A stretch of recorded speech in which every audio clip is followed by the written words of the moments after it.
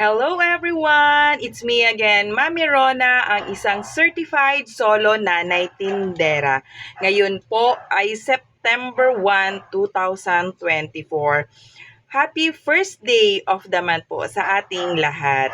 At syempre, ngayon po, kahit nga po Sunday, ako ay mamimili ng aking mga paninda. Ngayon, bali, pupunta muna ako ng palengke kasi sarado pa naman yung Pure Gold. At saka syempre, may hinihintay din po akong delivery. Yun nga po, kahit Sunday, nagpa-deliver ako dahil yung aking delivery ng soft drinks, which is weekly nga po, ngayong week ay hindi ako na-deliveran dahil yung kanilang driver daw po ay nagbakasyon. So, ngayon po, ine-expect ko sana makapag-deliver na dahil paubos na nga rin po ang aking mga paninda. So, ito po ngayon yung status ng aking mga condiments. Ayan. So, kulang-kulang na po, no? Talagang pinaghandaan ko po ito na sinakripisyo ko muna yung within a week na ayan po yung aking mga condiments. Wala na laman yung aking mga oil. Wala na yung aking mga Coco Mama at saka yung iba pa pong mga, ayan, yung mga sauces ay medyo naubos na, no? Kasi nung nag-message nga po si Pure Gold dun sa kanilang magiging promo ngayong September 1, naging limitado lang po yung aking pamimili. So, unti-unti lang yung aking pamimili dahil ngayon nga po ay 10% off ang kanilang mga condiments, sauces, mga pansit, mga oils, no? So, at marami pa pong iba. So, ako ngayon ay pupunta doon mamaya pagkagaling ko po sa palengke para kahit papano ako po yung kukuha ng mga items na wala dito sa aking tindahan dahil ito nga po ay mga fast moving. Yung mga promos po ngayon, talagang inaabangan ko yun, no? Kasi yun po ay mga in-demand dito sa aking sari-sari store. Syempre, yun ay mga pangangailangan ng aking mga suki sa araw-araw. Kaya talaga namang kahit papano, kailangan kong mag-stock, medyo magdagdag ng bilang nung aking mga, usually kumukuha lang ako ng mga 6 pieces. So, siguro ngayon, medyo magdadagdag ako. Anyway, COD naman po ito at makakapag-ipon pa naman din ako ng pangbayad dito. So, ganun lang po yung aking diskarte na ginagawa tuwing nagkakaroon ng promo. Pansamantala po, paunti-unti lang yung binibili ko para kahit papano, pag yung promo date na, doon na po ako mag-i-stock. Anyway, hindi naman po ito gaanong mai-stock ng matagal dahil ito nga po ay talagang fast-moving item. Yung mga toyo, suka, araw-araw po ay nabibili po talaga ito. So, sayang din syempre yung 10% na kanilang inoffer. So, dagdag kita din, no? Kahit papano, tulong sa ating munting tindahan. So, yun lang po. Ako ay mamamalengke na. Ayan po, full stock na naman ang aking mga soft drinks dahil nag-deliver na nga po sila kaninang umaga. So, pagkagaling ko nga po ng palengke, sabi nga ng nanay ko, nakapag-deliver na daw ang soft drinks at saka mga beer. Ito nga po yung aking resibo. Ayan po. So, ayan. Ayan, see at the back. So, ayan po. Yung akin pong binayaran ay may total na 20,978. Pero, yun nga po, dahil sa meron pong mga kulang ako na basyo, so, nagdagdag pa rin po ako. So, ayan nga po, no, yung dineliver sa akin, 20,978. Tapos, ayan po, meron silang deposit ng mga bote kasi marami nga daw po akong kulang na bote at saka mga basyo. At syempre, ang isa pong nakakagulat ay ang pagtaas, no, nagtaasan na po pala yung mga beer. So, medyo may katagalan kasi akong hindi nakapag-order. Dapat nung Tuesday pa ako mag-order. Yun nga po wala yung kanilang driver.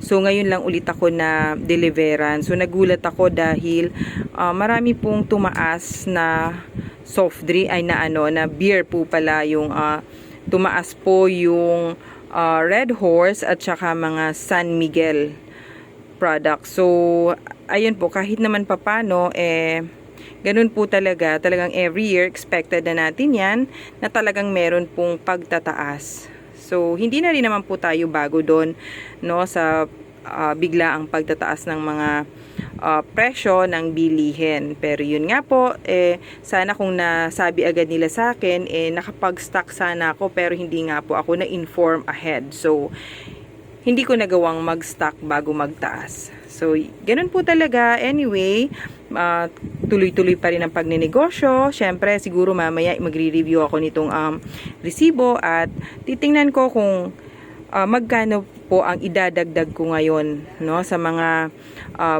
bagong presyo ng mga beer. Mga beer pa lang naman po yung mga nagtaas. So, mamaya i-review ko to pagkagaling ko po siguro ng Pure Gold. Siyempre, i-share ko din po, ako ay nag-order ng mga panibagong hook. Ayan, ito ay gagamitin ko dito sa aking tindahan para mas organized dahil, yun nga po ito, ay naubusan na po ako ng mga hook. Ayan, kaya hindi ako nakakapag-display ng maayos dahil wala na po akong mga lagayan dahil yung iba nga po ay nasira na at syempre dahil nga sa medyo dumadami nga po yung aking idini-display, talagang nagkukulang na po ako sa hook. So ito po, dumating na yung aking order para mamaya siguro makapag-display na rin ng aking mga pinamili na dagdag paninda. So, yun lang po. First day of the month.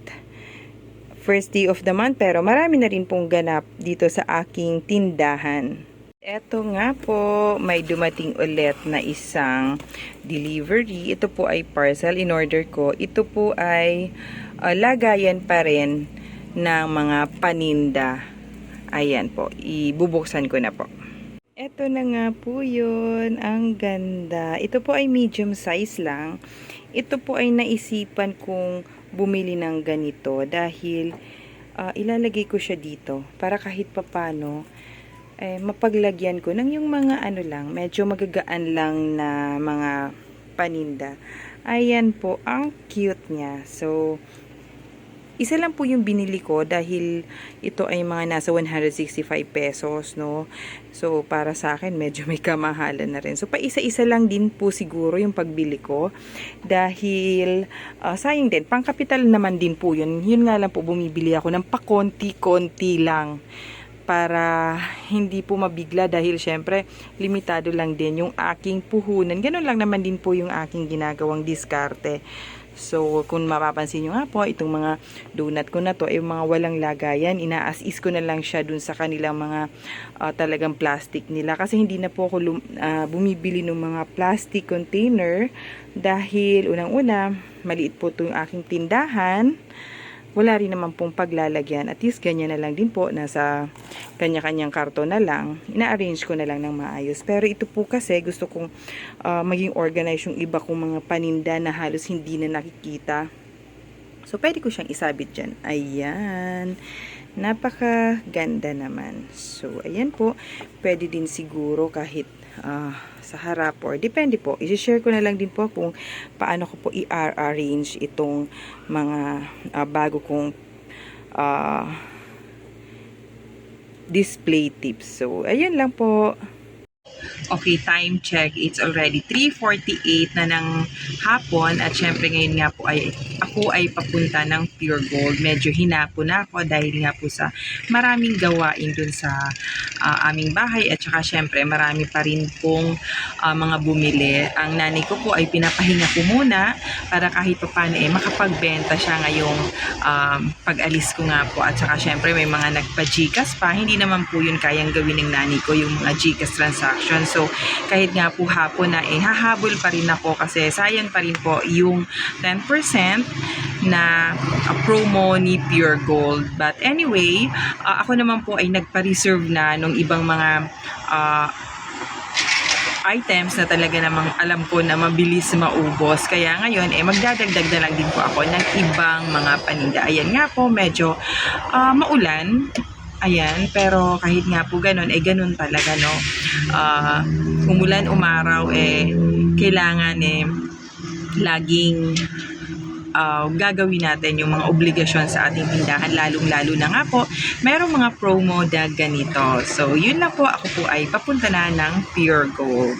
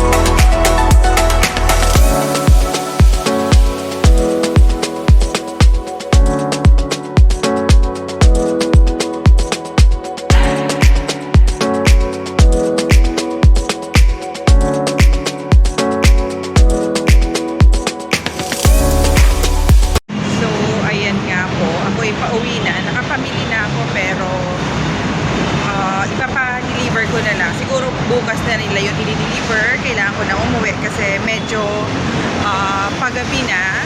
Alam ko marami nang mamimili din dun sa tindahan. Kaya kailangan umuwi na ako dahil baka hindi na kaya ni nanay ko na magbenta. Syempre pagod na din siya. So yun nga lang din yung advantage pag ganito. Iniwan ko na lang.